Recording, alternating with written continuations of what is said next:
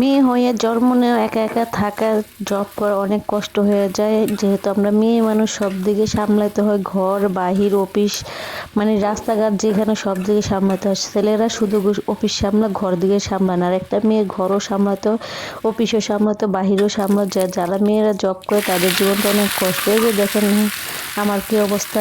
Hello everyone, কি অবস্থা? আশা করি সবাই ভালো আছেন, আমিও ভালো আছি। আজকে আমি সিম দিয়ে নতুন আলু দিয়ে নিরামিষ রান্না করব, সেই ভিডিওটা আজকে আপনাদের সাথে শেয়ার করব। তো আমরা মেয়েরা যারা একা একা থেকে জব করে, যাদের জীবনে হাজবেন্ড থেকেও নাই চলে গেছে, সেই মেয়ের জীবনটা যে কত কষ্টের, তো একমাত্র যে আর হয়েছে সে একমাত্র ভালো বুঝে। যে এরকম আমার হাজবেন্ড আমাকে ছেড়ে এখন চলে গেছে, এখন অন্য জায়গায় আছে, আমি জানি না সে কোথায় আছে কি করে।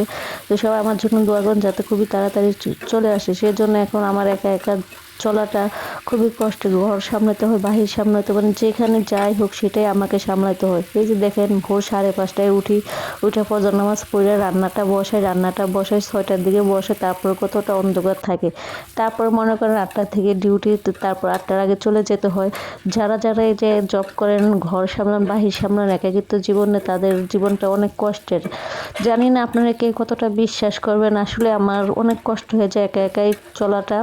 যেহেতু আমি একা একা চলা করি না আগে, সবসময় সাথেই আসলে আমার কাছের মানুষটা এখন হঠাৎ করে চলে গেছে, কোথায় কি হয়েছে আল্লাহ একমাত্র ভালো জানে। যোগাযোগও বন্ধ করে রাখছে। সবাই আমার জন্য দোয়া করবেন যাতে খুবই তাড়াতাড়ি আমার কাছে চলে আসে।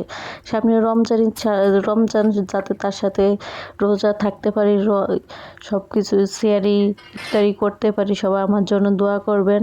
আপনাদের দোয়ায় যদি আল্লাহ একটু, তার কখন দোয়া কবুল করে আল্লাহ একমাত্র ভালো জানে। সবার জন্য সবাই দোয়া করতে হবে।